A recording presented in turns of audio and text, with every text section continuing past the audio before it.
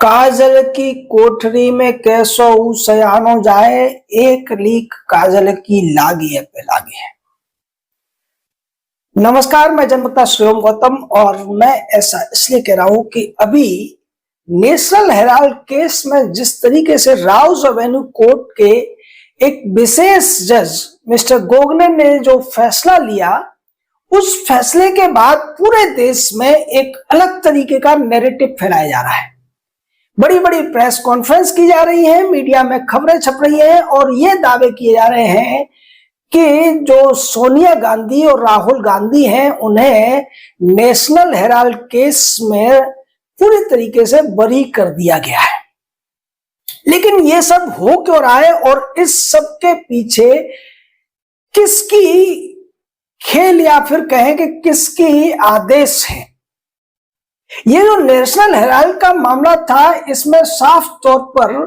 50 लाख रुपए में 90 करोड़ रुपए के कर्ज को खरीद लिया गया और उस 90 करोड़ रुपए के कर्ज के बदले में उस कंपनी ने जो एजेएल नाम की थी, उसने 2000 करोड़ रुपए से ज्यादा की संपत्तियां उस कंपनी को दे दी, जिसमें 76% की हिस्सेदारी सोनिया गांधी और राहुल गांधी की थी। अब आप सोचिए, इतने बड़े स्तर पर घोटाला हुआ, लेकिन कोर्ट ने यह कहा ईडी से कि आपकी जो चार्जशीट है, हम उसको स्वीकार नहीं करते। अब इसके पीछे एक टेक्निकल फॉल्ट था और ये टेक्निकल फॉल्ट किस वजह से प्रभावी हुआ या किस वजह से ये टेक्निकल फॉल्ट माना गया, उसको भी हम बताएंगे। इस सब के पीछे हमारे देश का सुप्रीम कोर्ट का है, क्योंकि सुप्रीम कोर्ट के जो आदेश होते हैं, जो ऑर्डर होते हैं, जो डिसीजन होते हैं, वो बाद में जाकर कानून बन जाते हैं। पीएमएलए का एक कानून है जिसमें साफ तौर पर यह लिखा गया है कि अगर सीबीआई या कोई दूसरी जांच एजेंसी या पुलिस किसी व्यक्ति के खिलाफ एफआईआर लिख लेती है और उस मामले में धन शोधन का मामला जुड़ा होता है, यानी कि पैसों की हेरी फेरी का मामला जुड़ा होता है, तो फिर ईडी भी उसमें जांच करने के लिए आ जाती है।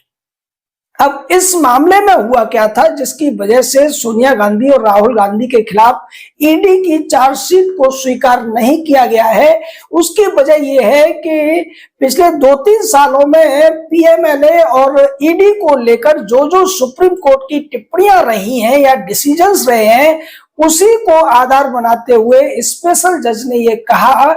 कि चूंकि इस मामले में केवल प्राइवेट पर्सन के तौर पर सुब्रमण्यम स्वामी की ही कंप्लेंट है, कोई एफआईआर नहीं है, तो फिर ईडी का रोल इसमें स्वीकार्य नहीं हो सकता है। अब इसके पीछे वो सारे अधिकारी भी जिम्मेदार हैं जिन्होंने इतने सालों बाद भी, यानी कि 13 साल बाद के अंदर भी एक भी एफआईआर दर्ज नहीं कराई राहुल गांधी या सोनिया गांधी के खिलाफ। हालांकि ईडी ने इसको लेकर हाई कोर्ट में भी केस किया और हाई कोर्ट से ये कहा कि जो जज ने फैसला लिया है उसको दोबारा से समीक्षा की जानी चाहिए। अब इसी बात को लेकर कांग्रेस की तरफ से या मल्लिकार्जुन खड़गे हो या दूसरे नेता हो, इवन अभिषेक मनु सिंघवी जैसे वकील भी ये दावे कर रहे हैं कि कोर्ट ने सोनिया गांधी और राहुल गांधी को जो फंसाने की साजिश की जा रही थी उसको खारिज कर दिया है। जबकि हकीकत तो ये है कि कोर्ट के फैसले में कहीं भी सोनिया राहुल के अपराध को कम करके नहीं माना गया है, उनको बरी नहीं किया गया है, उनको आरोप मुक्त नहीं किया गया है, बल्कि ये कहा गया है कि ईडी अपनी जांच को आगे भी जारी रख सकता है। हम सिर्फ चार्जशीट को या फिर कहें कि कंप्लेंट रिपोर्ट को स्वीकार नहीं कर रहे हैं। किसी भी रिपोर्ट को स्वीकार न करने का मतलब यह नहीं होता कि उस रिपोर्ट को खारिज कर दिया गया है। चूंकि इस मामले में बहुत बड़े स्तर पर पैसों की हेराफेरी हुई है। कहानी क्या है ज्यादातर लोगों को पता ही है, मैं एक बार फिर से बता देता हूं कि एजेएल नाम की एक कंपनी थी जो नेशनल हेराल्ड को चलाती थी। इस कंपनी को कांग्रेस पार्टी ने पिछले कई दशकों के दौरान करीब 90 करोड़ रुपए का कर्ज दे रखा था और ये जो एजेएल थी, चूंकि इसके अखबार चल नहीं रहे थे, कई अखबार थे, किसमें नेशनल हेराल्ड था, उर्दू का भी एक अखबार था और एक दो अखबार थे। तो ये चूंकि चल नहीं रहे थे तो कंपनी घाटे में थी, 90 करोड़ रुपए का कर्ज हो गया था। एक कंपनी बनाई जाती है यंग इंडियन लिमिटेड करके, और इस कंपनी में 38% सोनिया और राहुल की हिस्सेदारी होती है। बाकी इसमें मोतीलाल वोरा और दूसरे कई कांग्रेसी नेताओं को भी हिस्सेदारी दी जाती है। इस कंपनी को कांग्रेस पार्टी की तरफ से एक और कंपनी के द्वारा 50 लाख रुपए उपलब्ध कराए जाते हैं, और वो 50 लाख रुपए ये लोग कांग्रेस को दे देते हैं, और उसके बदले में ये जो एजेएल का 90 करोड़ के जो कर्ज की वसूली थी वो इनको ट्रांसफर कर दी जाती है। इसमें एक और ताज्जुब की बात तो यह है कि जिस एजेएल के कर्ज को 50 लाख रुपए में खरीदा जाता है, उसी एजेएल के पास इतनी संपत्तियां हैं कि एक एक संपत्ति से 60-60 लाख रुपए महीने का किराया उसको आता है। अब आप सोचिए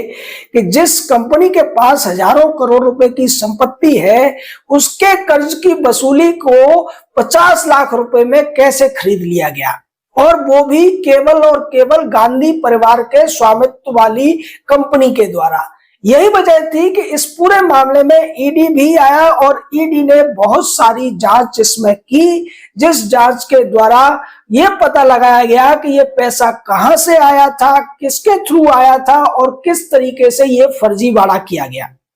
इसी कड़ी में ईडी ने करीब 700 करोड़ रुपए की संपत्तियों को जब्त करने का भी एक कार्य किया। इसको लेकर सुप्रीम कोर्ट में भी सुनवाई हुई थी, और सुप्रीम कोर्ट ने भी ईडी द्वारा जब्त की गई संपत्तियों को सही माना था। यानी सुप्रीम कोर्ट इसी मामले में ईडी की कार्रवाई को सही मान रहा है। पिछले 12-13 साल से यह मामला चल रहा है, और न तो हाई कोर्ट ना ही सुप्रीम कोर्ट ईडी के रोल पर सवाल उठा रहा है। लेकिन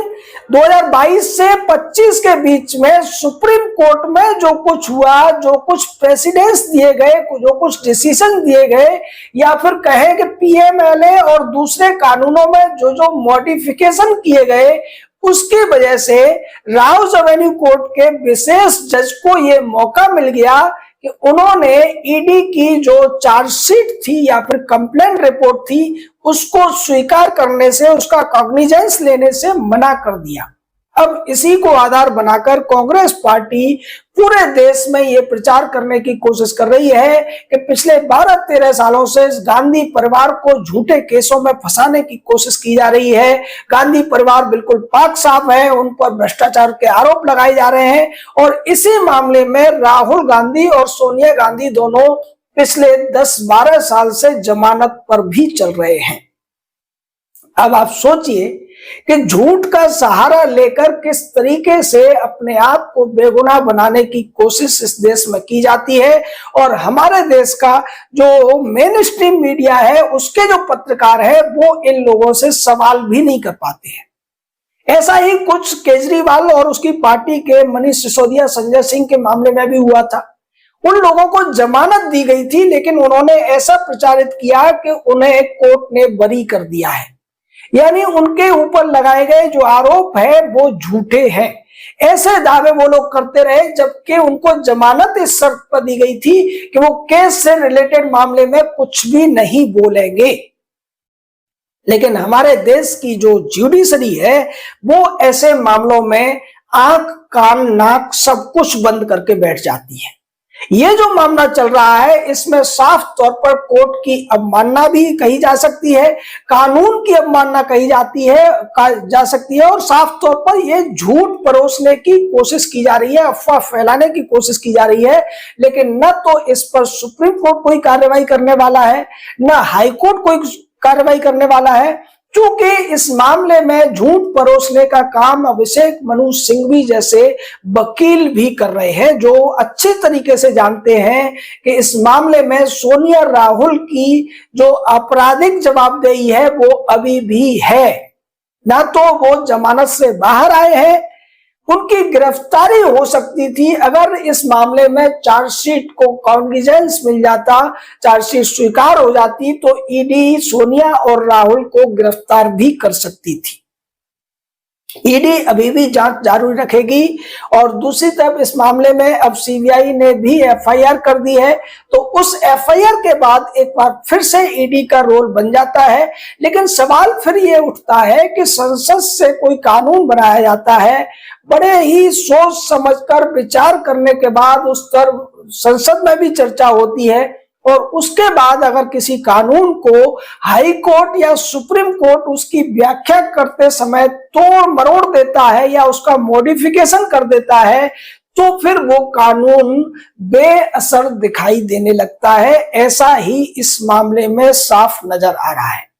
अगर सुप्रीम कोर्ट के पिछले 2-3 साल के फैसले ऐसे न रहे होते, उन्होंने ईडी के जो कार्रवाई है उस पर सवाल न खड़े किए होते, उस पर रिस्ट्रिक्शंस न लगाए होते, तो इस मामले में भी ईडी की जो चार्जशीट थी, जो कंप्लेंट रिपोर्ट थी, उसको खारिज नहीं किया जा सकता था। यानी कि यहां पर